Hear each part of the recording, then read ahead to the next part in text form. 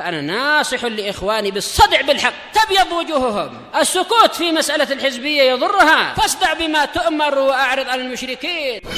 سلامي على دماج ورجالها والشيخ يحيى ودار العلم يا سعد بانيها. بسم الله الرحمن الرحيم. إن الحمد لله نحمده ونستعينه ونستغفره ونعوذ بالله من شرور أنفسنا وسيئات أعمالنا. من يهده الله فلا مضل له ومن يضلل فلا هادي له. أشهد أن لا إله إلا الله وحده لا شريك له وأشهد أن محمدا عبده ورسوله صلى الله عليه وعلى آله وسلم تسليما كثيرا. أما بعد، ikhwan fillah wa akhwati fillah, saudara-saudari yang kami cintai serta Bapak Ibu yang kami hormati, masih tersisa sebagian kecil dari masail pada bab yang kelima, tafsir tauhid syahadat la ilaha illallah, penjelasan tentang makna tauhid serta makna dari persaksian la ilaha illallah. Beliau maksudkan dengan bab ini sekitar 2 atau 3 hal yang telah kita sebutkan pada pertemuan sebelumnya sebagai lanjutan dari kewajiban dakwah bagi pelaku tauhid untuk menyeru kepada tauhid itu sendiri. Kemudian apa materi dari dakwah tauhid? Beliau susulkan dengan bab yang kelima ini. Kemudian makna yang lain juga dari judul bab ini, yaitu sebagian orang mungkin dia mengaku telah mentauhidkan Allah Subhanahu wa taala, tapi ternyata ada hal-hal yang masih menyelisihi tauhidnya dia, akhirnya mencoreng nama baik tauhidnya dia, tidak menjadi tauhid yang sempurna dengan hal-hal yang telah kita baca landasan hukumnya sebelumnya. Masih tersisa 2 masail terakhir dari judul bab ini, kita akan selesaikan. Kata sang penulis, semoga Allah merahmati beliau,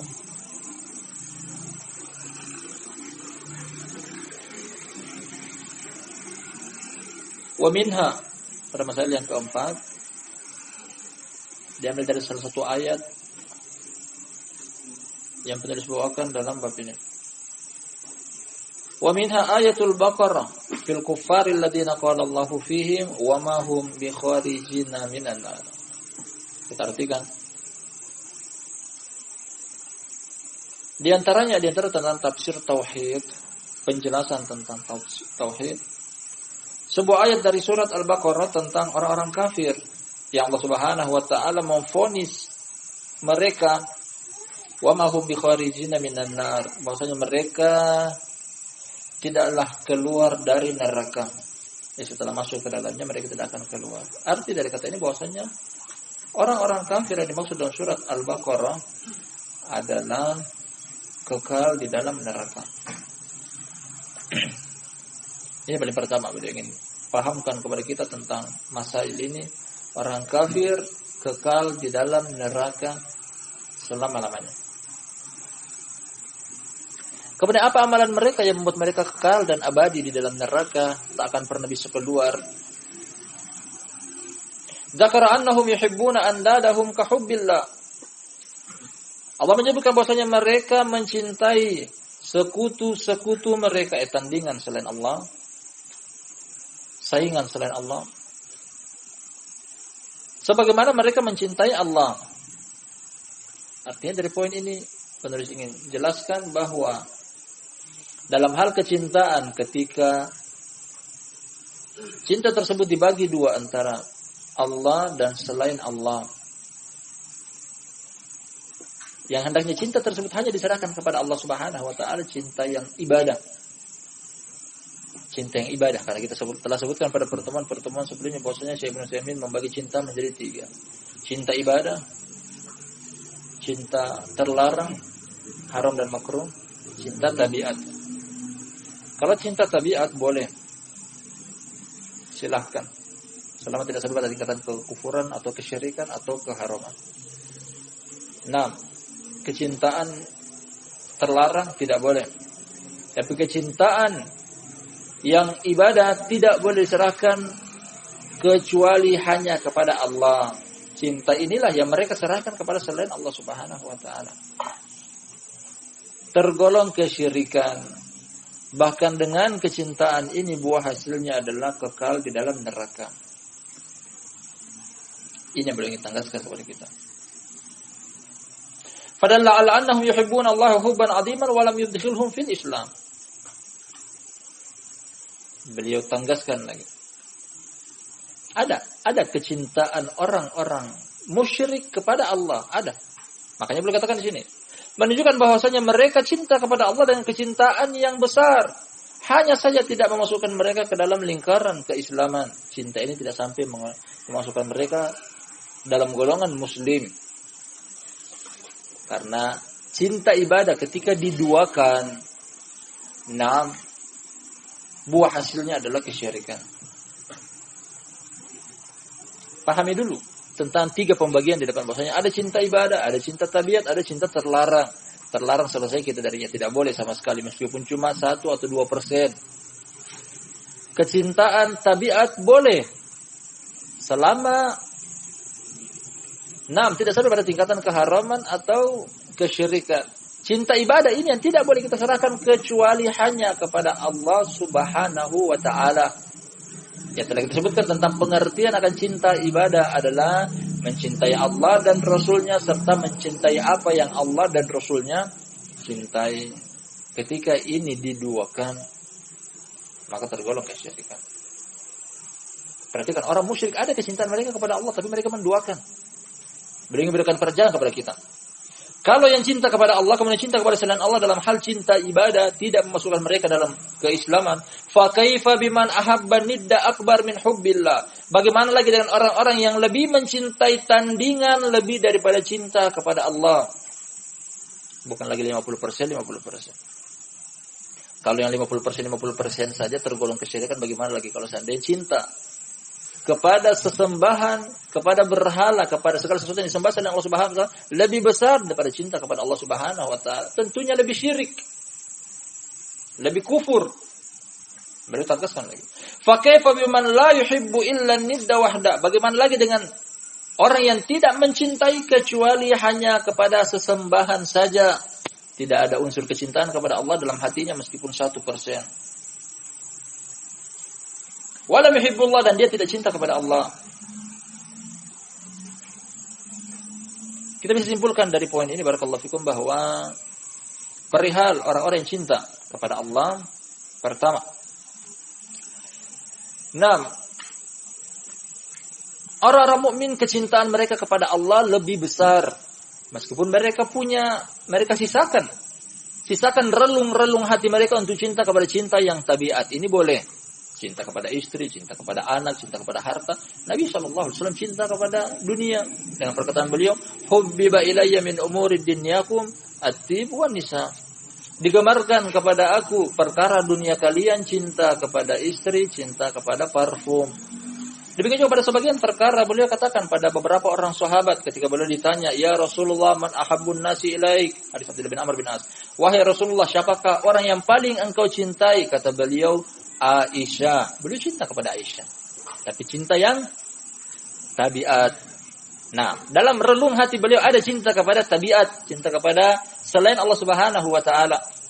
Terkadang beliau juga ditanya atau beliau mengungkapkan bahwasanya kepada sebagian sahabat, "Ya Mu'ad, wallahi inni la uhibbuk." Wahai Mu'ad, demi Allah sungguh aku cinta kepada engkau. Beliau pun katakan hal yang sama kepada Usam bin Zaid radhiyallahu an. Dan beberapa orang sahabat yang lainnya. Kepada Abu Bakar beliau cinta, kepada kaum muslimin beliau cinta. Ada di dalam ruang-ruang hati beliau cinta kepada selain Allah Subhanahu wa taala, namun cinta tersebut adalah cinta tabiat. Orang-orang mukmin dari ayat yang telah beliau bawakan kepada kita, walladzina amanu asyaddu hubban lillah, orang-orang yang beriman cinta mereka lebih besar kepada Allah Subhanahu wa taala, yakni cinta ibadah. Ini jenis pertama. Orang mukmin cinta mereka kepada Allah lebih besar. Cinta mereka tidak tertutupi kepada orang-orang yang mereka cintai. Orang tua kita cintai, istri anak kita cintai, harta kita cintai. Boleh. Hal yang boleh.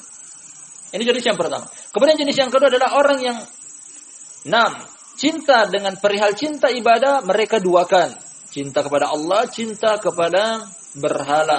Cinta kepada Allah, cinta kepada selain Allah Subhanahu wa taala yang disembah, yang ditaati, yang diikuti. Ini kecintaan kesyirikan. Kalaupun seandainya 50%, ini namanya cinta kesyirikan. Belum bahkan lagi di bawah yang cinta tergolong kesyirikan. Kalau cinta kepada Allah Subhanahu wa taala diduakan dalam hal perihal cinta ibadah, bagaimana lagi orang yang cinta mereka hanya murni kepada sesembahan saja dan tidak ada kecintaan kepada Allah. Mudah-mudahan bisa dipahami. Apa yang beliau inginkan kepada kita bahwasanya cinta ibadah jangan diduakan. Cinta tabiat silahkan.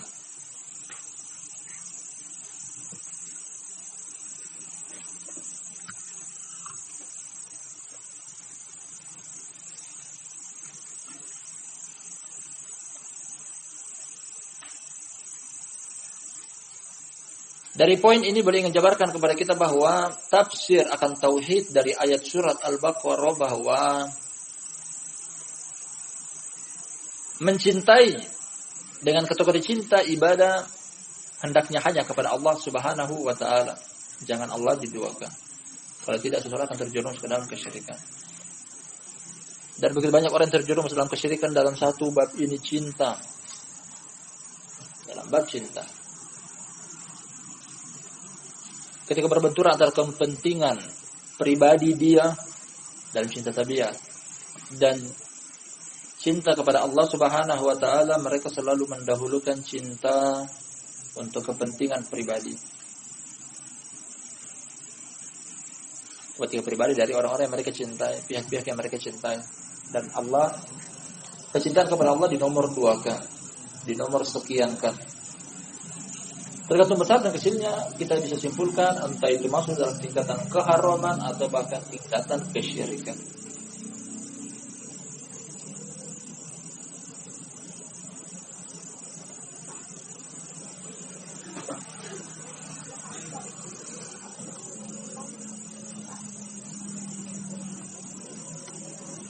Kita ke masail berikutnya. Sekaligus masalah yang terakhir dalam bab ini. Kalau masih tersisa waktu kita akan ambil bab baru, insyaallah. Wa minha qauluhu sallallahu alaihi wasallam. Di antaranya, di antara masail, 5 masail yang dipetik dari 5 ayat. Dalam bab ini beliau tidak menarik napas panjang, hanya singkat. Satu dalil, satu masail. Berbeda dengan bab-bab yang sebelumnya. Terkadang dari satu dalil beliau tarik nafas panjang sampai 5 atau 10 masail per satu dalil. Kalau beliau ingin masuk hanya pada intinya, menerangkan bahwasanya inilah tafsir la ilaha illallah, tafsir kalimat tauhid. Wa minha, dan di antaranya adalah perkataan Nabi sallallahu alaihi wasallam, man qala la ilaha illallah wa kafara bima yu'badu min dunillah haruma maluhu wa damuhu wa hisabuhu 'ala Allah. Beliau ulang lagi di sini tentang hadis yang beliau jadikan sebagai landasan akan pelajaran yang bisa dipetik darinya.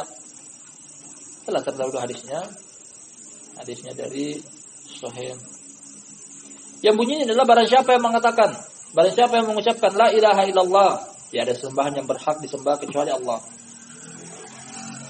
dan mengingkari segala sesuatu yang disembah selain Allah, segala sesuatu, baik itu benda hidup ataupun benda mati, tidak menyembah Nabi Isa, tidak menyembah para malaikat, tidak menyembah orang-orang soleh, tidak menyembah benda mati berupa pepohonan ataupun bebatuan, maka apa ganjaran bagi dia? Haram hartanya untuk dirampas, haram darahnya untuk ditumpas. Ya, dia terjaga darah dan hartanya. Wa hisabuhu 'ala Allah, dan perhitungan dia kita serahkan kepada Allah. Ucapan dia tersebut kita hukumi secara zahir. Adapun isi hatinya jujur atau tidak, kita serahkan kepada Allah. Makna dari hadis ini, wa hadza min a'zami ma yubayyinu ma'na la ilaha illallah, fa innahu lam yaj'al at-talaffuz biha 'asiman lid-dami wal mal, bal wala ma'rifatu ma'naha ma'a lafdhiha, bal wala al-iqrar bidzalika, bal wala kaunuhu la yad'u illa Allah wahda la syarika lah, bal la yahrumu maluhu wa damuhu hatta yudifa ila dalikal kufru bima yu'badu min dunillah. Artikan ungkapan beliau yang panjang menafsirkan tentang hadis di atas. Perkara ini adalah perkara yang paling agung menjelaskan tentang arti kata la ilaha illallah. La ilaha illallah ditafsirkan dengan hadis ini termasuk pentafsiran yang paling besar. Dari sisi mana? Kata beliau, hadis ini menerangkan bahwasanya tidak cukup hanya dengan mengucapkannya saja akan terjaga darah dan harta. Tidak cukup dengan sekadar mengucapkan la ilaha illallah. Tidak cukup sampai di situ. Bal wala ma'rifatu ma'naha ma'a lafdhiha, bahkan bukan cukup hanya mengetahui maknanya saja. Orang musyrik tahu maknanya. Perhatikan, orang musyrik tahu maknanya. Dari mana? Datang dari surat Qaf, kata Allah Subhanahu wa taala, aja'alal alihata ilahan wahidan inna hadza la syai'un ujab. Orang musyrik paling mengerti tentang maknanya. Mereka mengatakan bahwasanya apakah Muhammad akan menjadikan sesembahan cuma satu saja? Bagaimana dengan nasib sesembahan-sesembahan yang lainnya? Ini perkara yang aneh. Mereka mau menyembah Allah, sesembahan di langit, mereka pun mau menyembah berhala, sesembahan di bumi. Tidak cukup sampai situ. Bal walal iqraru bidzalik, bahkan tidak cukup hanya dengan mengikrarkannya di dalam hati. Tidak cukup. Bal wala kaunuhu wala yad'u illa ma Allahi wahda. Illa ilallah wahda la syarikalah. Bahkan tidak cukup hanya dia menyeru kepada Allah Subhanahu wa taala saja, ada syarat yang lain yang lebih kuat. Bahkan tidak bisa menjaga harta dan darahnya sampai dia mengikut sertakan syarat yang tertera dalam hadis al-kufru bima yu'badu min dunillah, mengingkari segala sesuatu yang disembah selain Allah. Perhatikan tentang makna ini. La ilaha illallah tidak akan dianggap bermanfaat oleh orang-orang yang mengucapkannya, orang-orang yang memahami maknanya, orang-orang yang meyakini di dalam dada, orang-orang yang tidak menyembah kecuali kepada Allah Subhanahu wa taala saja, kecuali setelah dia mengikut sertakan syarat diterimanya kalimat la ilaha illallah, mengingkari segala sesuatu yang disembah selain Allah. Mengingkari orang Yahudi dan Nasrani, mengingkari orang-orang musyrik, mengingkari orang-orang yang melakukan kesyirikan dalam segala hal. Ini dia, baru kalimat la ilaha illallah akan terlaksana dan berguna bagi yang mengucapkannya. Kalau tidak, tidak. Ada pengingkaran dalam hati. Ada pengingkaran terhadap orang-orang yang masih menyembah berhala, yang datang menziarahi kuburan wali fulan, wali Allah dengan meminta manfaat atau menolak mudarat. Mengingkari segala sesuatu yang dijadikan sebagai sesuatu yang bisa datang manfaat berupa ajimat. Raja-raja akan datang di pada bab yang setelah ini.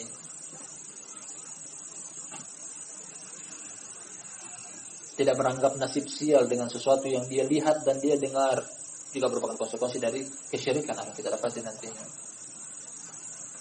Mengingkari segala sesuatu yang digantung dengan beranggapan sesuatu tersebut yang digantung bisa mendatangkan manfaat atau bisa menolak mudarat, baik di rumah, di kendaraan, pada diri dia. Nah, intinya mengingkari yang disembah selain Allah Subhanahu wa taala. Ini baru namanya murni tauhidnya. Ini baru namanya sempurna tauhidnya. Kalau tidak, mencoreng ketauhidannya. Fa in syakka aw tawaqqafa lam yuhram maluhu aw damuh. Ditanggaskan lagi bahwasanya apabila dia ragu atau dia menahan diri, berada di tengah-tengah, maka harta dan darahnya tidak menjadi haram, bahkan halal, boleh untuk dibuat. Kalau tidak mengucapkannya, boleh untuk ditumpas, boleh untuk dirampas. Kalau mengucapkannya namun tidak meyakininya, boleh untuk ditumpas, boleh untuk dirampas. Nah, dan seterusnya dari konsekuensi yang telah beliau sebutkan kepada kita. Terakhir sebagai penutup kata beliau dari judul bab ini, kesimpulan, faya laha min mas'alatin ma a'dhamaha wa ma ajallaha wa ya lahu min bayanin ma awdahaha wa hujjatin ma aqta'aha lil munazi. Terakhir beliau berandai-andai.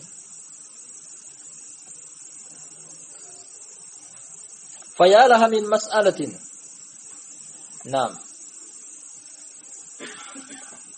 Duhai permasalahan ini betapa agungnya dan mulianya. Dalam termasuk tauhid telah kita kaji bahwasanya tauhid adalah sebaik-baik kebaikan. Tidak ada yang lebih baik daripada tauhid dari amalan.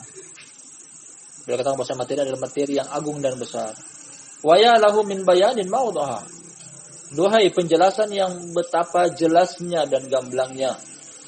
Penjelasan bahwa tauhid tidak akan berguna kecuali 5 hal yang beliau bawakan dalam dalil pada bab ini terrealisasi secara keseluruhan.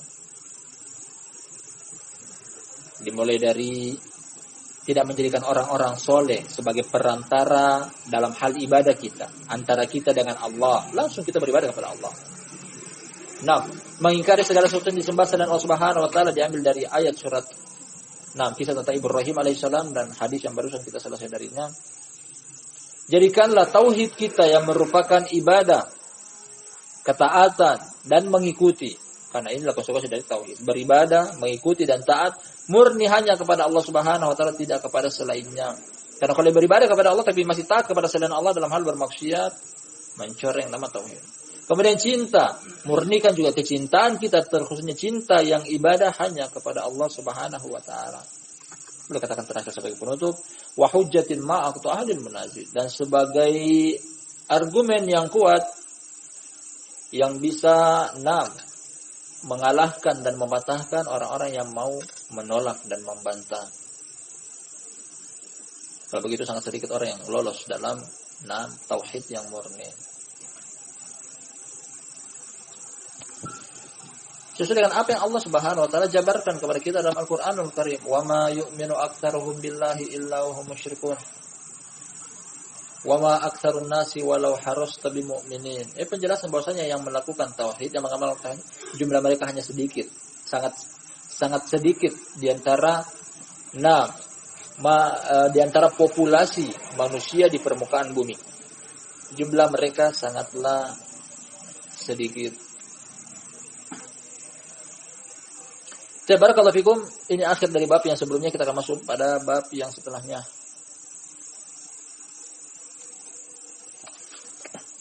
Kata penulis, semoga Allah menjaganya, semoga Allah merahmatinya.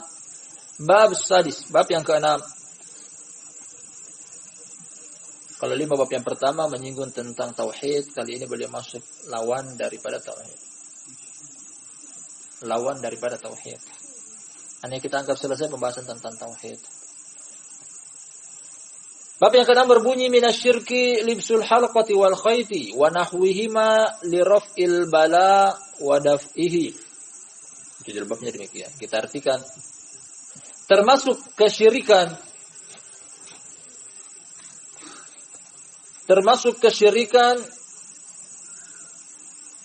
mengenakan gelang atau benang dan semisal keduanya dengan tujuan mengangkat bala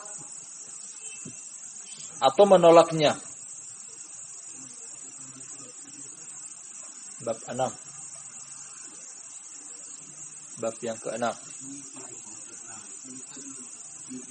Mana? Di kitab ini terjemahan.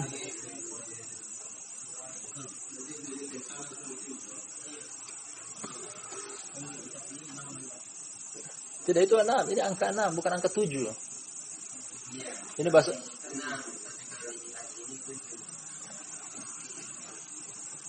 yang antum ambil di grup. Nah, bab yang ke-6. Kita ikutin di sini. Aslinya yang di sini. Nah, kita ulangi. Bab yang ke-6 dengan bunyi babnya, termasuk kesyirikan adalah mengenakan gelang atau benang atau yang semisal keduanya dengan tujuan untuk mengangkat bala umum, musibah, penyakit, wabah, atau menolaknya, menangkalnya. Nah, kita akan syarah dulu judul babnya, kemudian kita masuk pada landasan hukum. Pada potongan awal dari judul bab yang berbunyi minasyirki, termasuk kesyirikan, ini bukan seluruh kesyirikan, hanya sebagiannya. Akan datang lagi pada judul bab yang setelahnya hal-hal yang berkaitan dengan kesyirikan selain dari isi bab ini. Ini sebagian dari kesyirikan. Kesyirikan jumlahnya sangat banyak. Bahkan kita dapat di dalam buku ini boleh bawakan sekitar 60 bab yang keseluruhannya atau sebagiannya mengupas seputar macam dan ragam kesyirikan. Ini diantaranya. Termasuk kesyirikan. Bila maksud dengan termasuk kesyirikan adalah yang mengenakan gelang atau benang. Al-halqah wal khayt. Ini sebenarnya dua hal yang sama dikenakan pada badan. Hanya saya dibedakan kalau halqah berbahan logam, entah itu kuningan atau aluminium atau besi atau misalnya aluminium berbahan logam. Kemudian al-khayt, benang juga yang dikenakan di badan. Entah itu dikalungkan di leher, digelangkan di pergelangan tangan. Nah, dipasang di jari jemari seperti cincin, atau sebagian mereka mengikatnya dijadikan ikat pinggang. Nah, benang. Bukan cuma sekedar benang.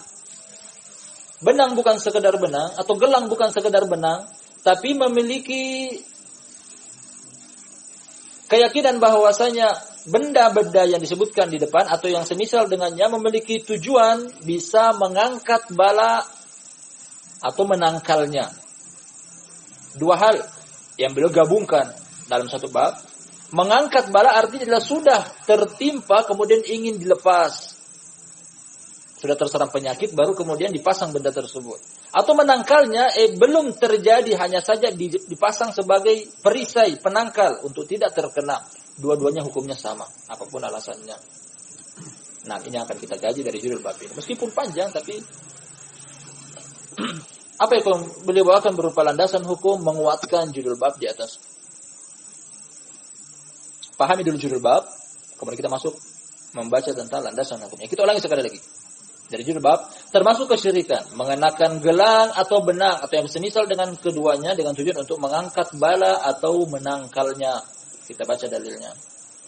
Perhatikan, ini adalah kesyirikan. Ini adalah kesyirikan. Dalil pertama, ada beberapa dalil di sini, satu ayat dan beberapa hadis.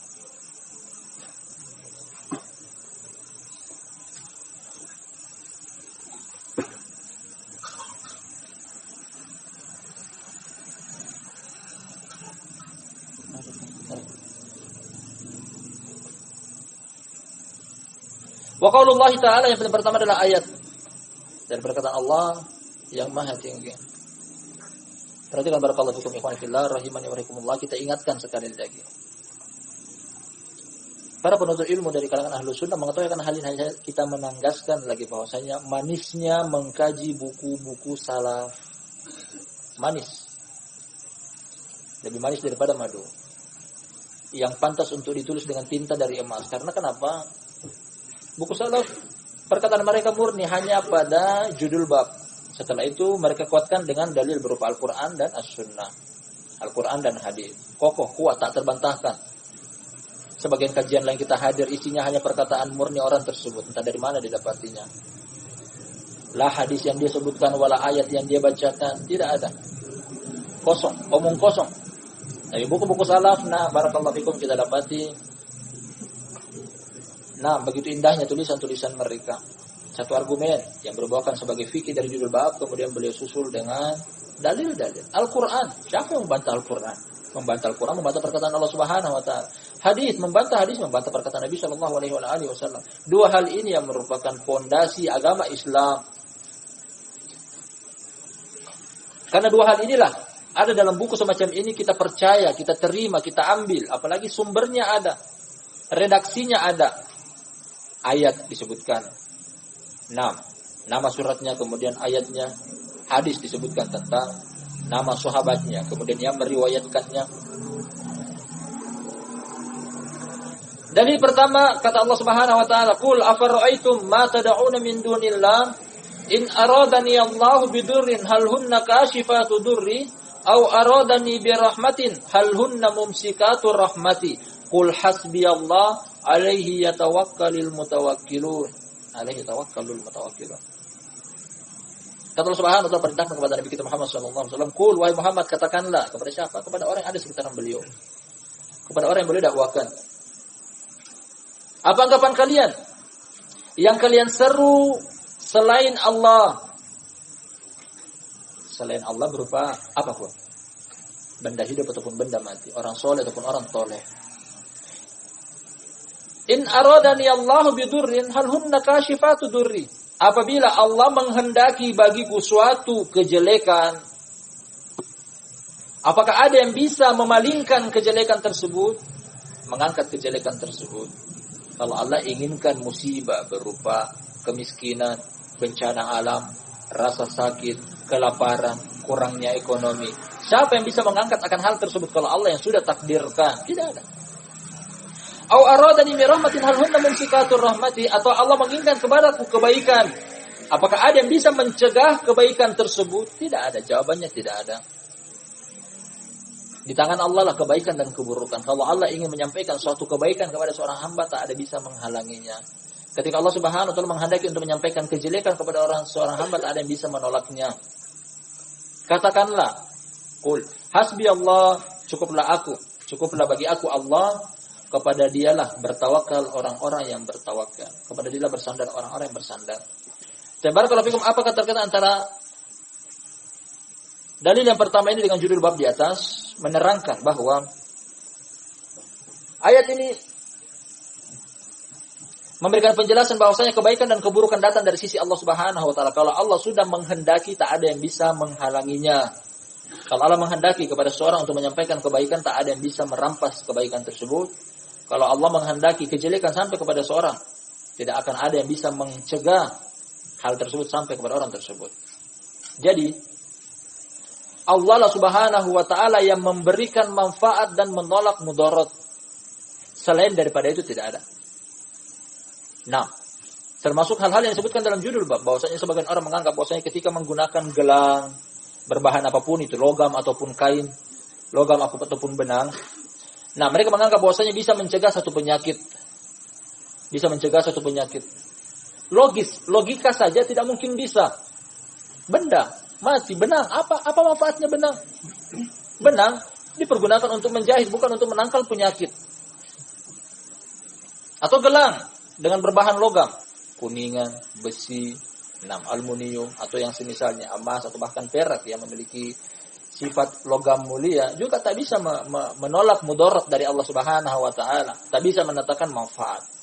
Dari sini kita katakan bahwasanya perbuatan ini adalah kesyirikan. Ketika meyakini sesuatu yang dia kenakan di pakaian dia, di badan dia, atau di kendaraan dia, meyakini bahwasanya hal tersebut bisa mendatangkan manfaat atau bisa menolak mudarat. Sebagian mereka mengatakan, cincin, kemudian bermata batu giok atau batu akik, mengatakan bisa mendatangkan rezeki. Ini namanya kesyirikan. Rezeki datang dari sisi Allah Subhanahu wa taala, bukan dari cincin, bukan dari batu akik atau yang semisalnya.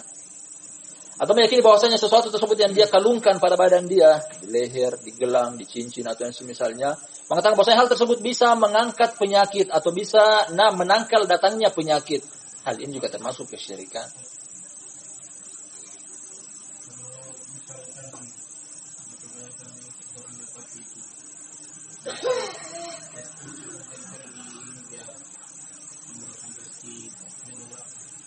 Hal itu akan nanti datang juga pada bab yang setelahnya, ar-ruqa wa tamaim, berkaitan dengan perkara yang digantungkan.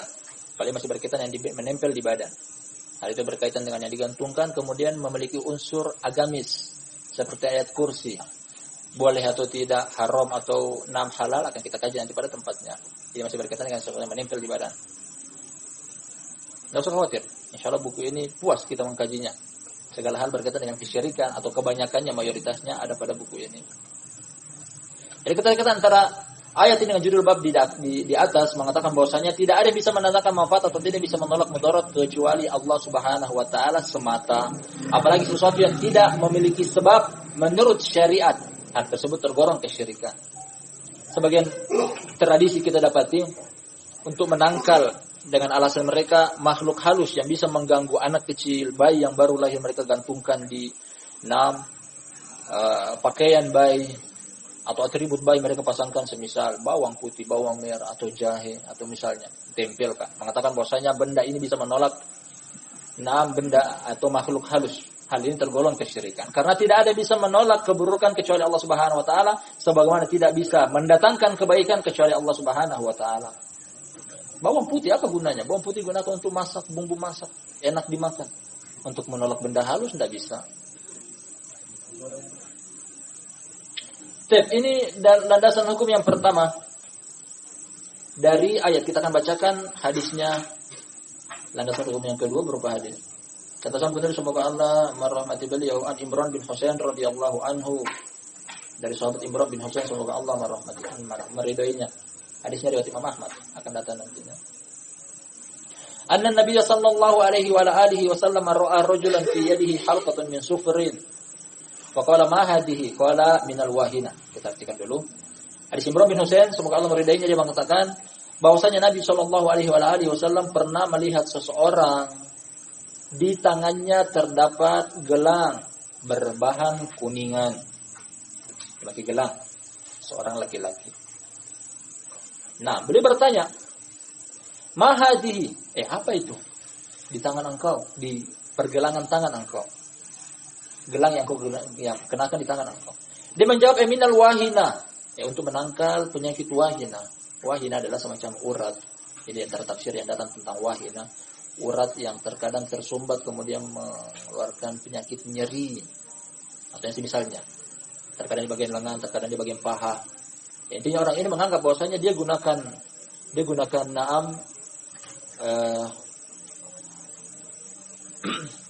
gelang yang berbahan kuningan ini bisa menghilangkan rasa nyeri tersebut atau bisa menangkal datangnya penyakit tersebut. Apa tanggapan dari Nabi SAW ketika mendengar alasan orang tersebut? Faqala, kata beliau, inza'ha, tanggalkanlah, lepaslah. Nah, jawabannya dulu. Fa innaha la taziduka illa wahnan, karena sesungguhnya benda tersebut tidak menambahkan kepada engkau kecuali rasa sakit. Tidak akan menghilangkan, bahkan menambahkan. Fa innaka law mitta wa huwa 'alaik ma aflahta abada. Dan seandainya pun engkau meninggal dalam keadaan benda tersebut masih menempel di badan engkau, niscaya engkau tidak akan beruntung selama-lamanya. Nah, untuk menghilangkan penyakit bukan dengan cara menggunakan gelang, yakin hal tersebut bisa mendatangkan manfaat atau bisa menolak mudarat. Ada anjuran yang lebih syar'i, meminum obat. Bukan dengan cara seperti ini, namanya perkara jahiliyah. Nah, perkara-perkara khurafat, perkara-perkara tahayyul, meyakini sesuatu padahal benda tersebut sendiri tidak bisa mendatangkan manfaat atau menolak mudarat. Allah yang mendatangkan manfaat, minta kepada Allah. Allah yang menolak mudarat, minta juga kepada Allah, bukan kepada benda-benda semacam ini. Rawahu Ahmad bisanadin la ba'sa bihi. Kita tengok kembali ke sanad hadis ini terdapat atau hadisnya lemah. Asal hadisnya lemah, namun dikuatkan dengan hadis yang akan kita baca lebih sahih. Hadisnya lemah. Hadisnya Imran bin Husain riwayat Imam Ahmad, namun dikuatkan dengan hadis-hadis yang semacam kita akan baca ini. Menguatkan maknanya meskipun lafadznya satu sanadnya lemah. Kita baca hadis yang kedua atau sebelumnya. Keterkaitan antara hadis dengan judul bab boleh bawakan bahwa jelas sekali yang dimaksud dengan judul bab halqah terdapat dalam hadis ini. Nabi SAW mengingkari seorang sahabat yang tidak disebutkan namanya siapa, mengatakan gelang yang dia beranggapan bahwasanya gelang ini bisa mengangkat penyakit wahina. Atau dengan kata lain bahwasanya gelang ini bisa mendatangkan manfaat atau bisa menolak mudarat. Hal ini beliau ingkari dengan pengingkaran yang keras, dengan perkataan beliau, inza'ha, tinggalkan, lepaskan, jangan dipakai lagi, tanggalkan. Nah, kemudian beliau jelaskan bahwasanya hal tersebut tidak mendatangkan kebaikan, bahkan semakin menambahkan keburukan, berupa semakin banyak dosa. Kalau bilang kau meninggal dalam keadaan tersebut, engkau tidak akan selamat, tidak akan beruntung selama-lamanya. Artinya ini perbuatan kesyirikan yang mengantarkan kepada kekekalan di dalam neraka. Waliyadzubillah.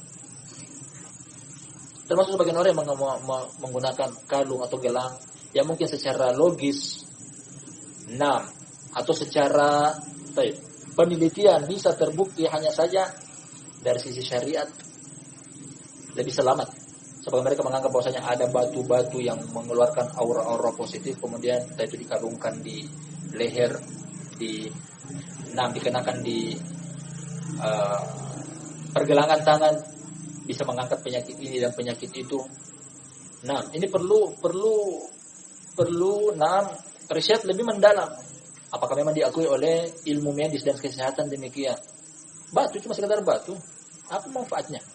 Katanya bisa mengangkat aura-aura negatif yang terdapat dalam diri seseorang. Pertama-tama kita bantah akan hal tersebut bahwa hal ini menyelisihi ta'alim syariah, menyelisihi ta'lim nabawi sallallahu alaihi wasallam.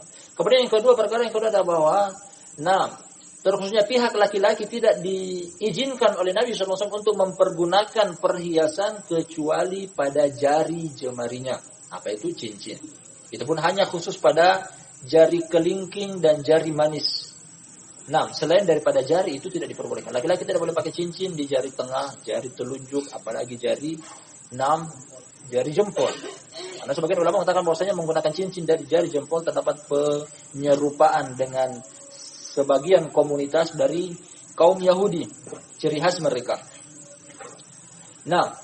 Selain daripada cincin tidak boleh dipakai, laki-laki tidak boleh pakai anting, laki-laki tidak boleh pakai kalung, laki-laki tidak boleh pakai gelang.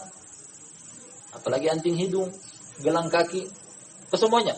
Laki-laki tidak dibolehkan untuk menggunakan perhiasan kecuali pada cincin di jarinya. Kenapa demikian? Karena Nabi SAW dalam riwayat Anas bin Malik radhiyallahu anhu beliau menggunakan cincin. Selain daripada itu tidak. Jadi dua hal yang terjerumus mereka di dalamnya. Pertama, itu termasuk hal yang tidak disetujui oleh syariat. Ada unsur kesyirikan di dalamnya. Kemudian yang kedua adalah laki-laki tidak diperbolehkan menggunakan gelang. Kita baca hadis yang kedua.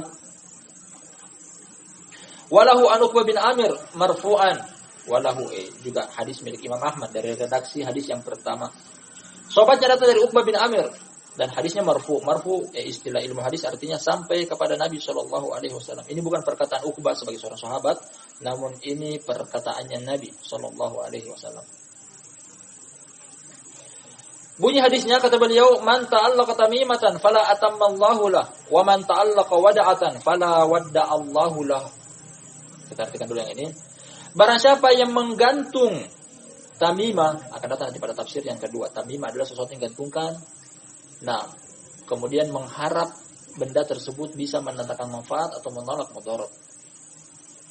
Singkatnya bahasa kita semacam ajimat, barang siapa menggantungkan ajimat. Tapi ketika kita tengok dalam kamus bahasa Indonesia, ajimat hanya diperuntukkan dalam bahasa Indonesia hanya yang digantungkan pada badan.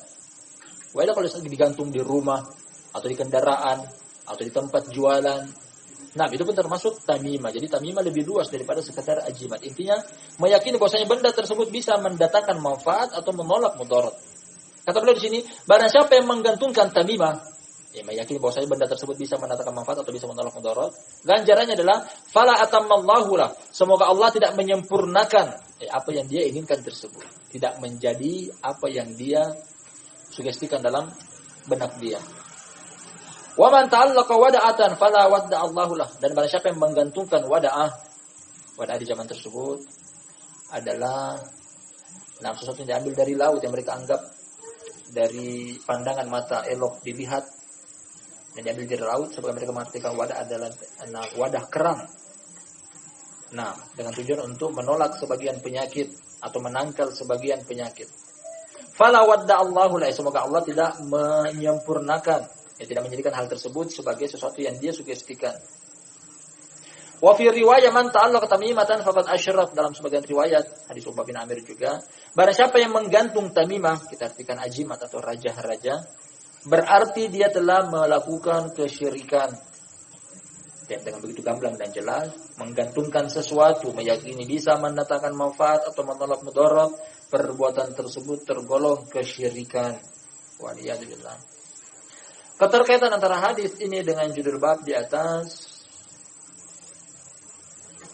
lebih gamblang daripada di atas, menerangkan bahwasanya hadis ini menerangkan perbuatan ini termasuk kesyirikan. Sesuai dengan judul bab yang beliau bawakan di atas, menggantungkan sesuatu apapun itu. Dari judul bab beliau katakan gelang berbahan logam atau yang dikalungkan berupa benang atau yang semisalnya apapun itu. Seandainya pun satu buah cabai atau rica dia gantungkan, menganggap bahwa bisa menolak makhluk halus, termasuk dalam hal ini kesyirikan. Apalagi terbukti sebagian orang menggantung, orang sini bilang apa, goroho, apa? Nah, goraka, jahe. Nah, digantungkan menganggap bahwasanya bisa menolak penyakit, bisa mengangkat demam pada anak.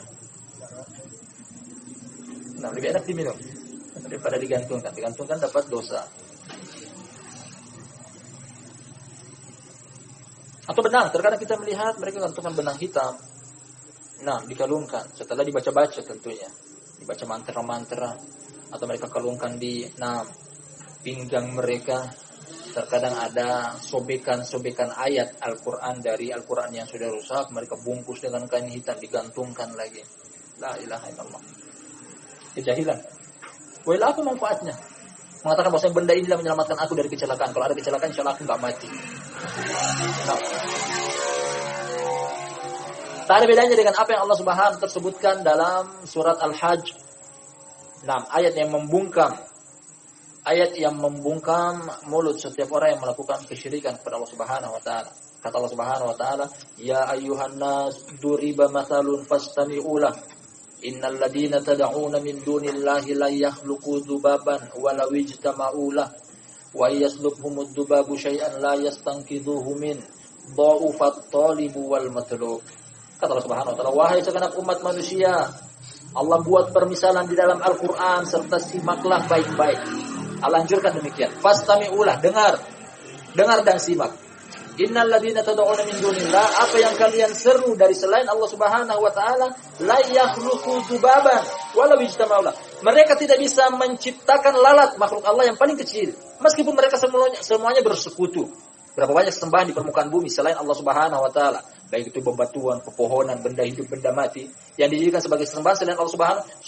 Suruh mereka berkumpul semuanya untuk ciptakan makhluk Allah yang paling kecil. Apa itu? Lalat.